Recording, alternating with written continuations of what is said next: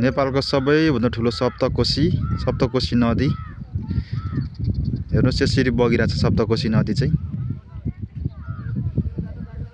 7वटा नदीहरू मिलेर बनेको सप्तकोशी,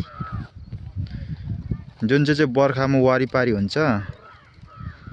तर यो हिउँदो महिना माघको महिनामा चाहिँ बिचमा बगर्छ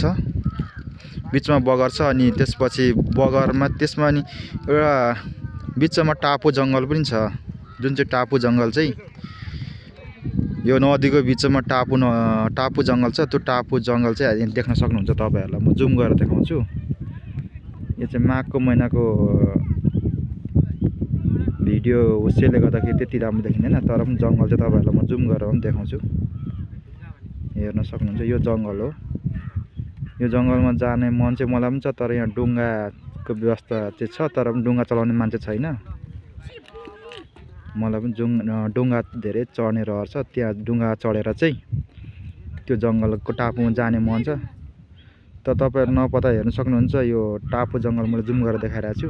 हो यो जङ्गल हो, देख्नु होला। यो टापु जङ्गल हो, तपाईहरुले देख्न सक्नुभयो।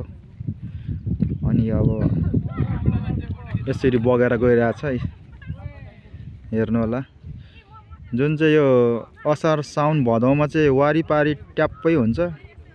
तर आज माघको महिना भने चाहिँ बगर्छ, यहाँनिर बिचमा बगर्छ र बिचमा जङ्गल पनि छ। यो चाहिँ बारा क्षेत्र नगरपालिकामा पर्छ। कोशी नदी नेपालको सबैभन्दा ठुलो नदी।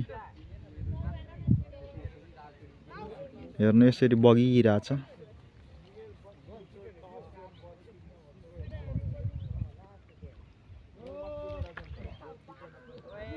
यही नदी चाहिँ वारिपारी हुन्छ। तर आज माघको महिनामा यही नदी चाहिँ बिचमा बगर, त्यसमा बिचमा जङ्गल पनि देख्न सकिन्छ।